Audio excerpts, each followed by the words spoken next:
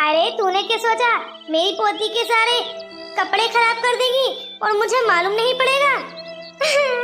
नहीं नहीं दादी जी, आपको गलतफहमी हुई है।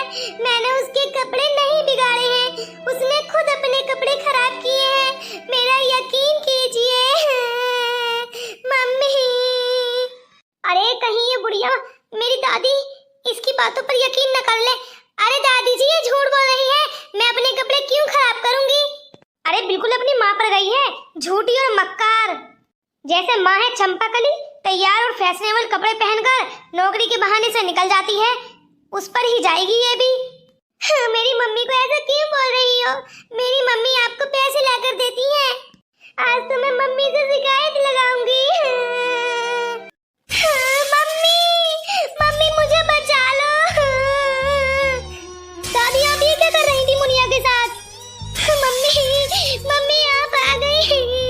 फिर अब क्या कर रही थी आप लोग मेरी बेटी के साथ?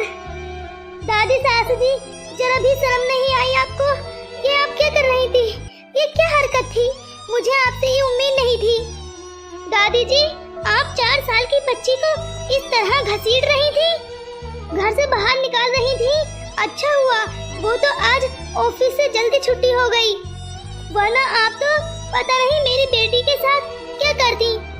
तभी तो मेरी बच्ची इतनी सहमी हुई रहती है।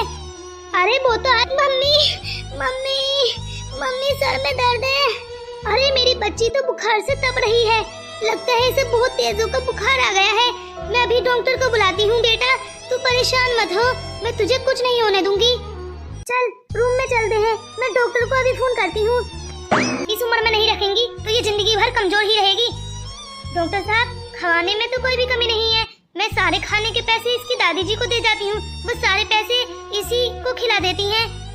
अच्छा, अगर ये अच्छा भला खा रही होती तो इस तरह आज डर के मारे बिस्तर पर नहीं पड़ी होती। मुझे बहुत दुख हो रहा है यहाँ से जाने का, और मैं अपना फैसला चेंज भी तो नहीं कर सकती क्योंकि मेरी बच्ची का सवाल है। मुझे अपनी बच्ची से ज्यादा कोई अजीज नहीं है।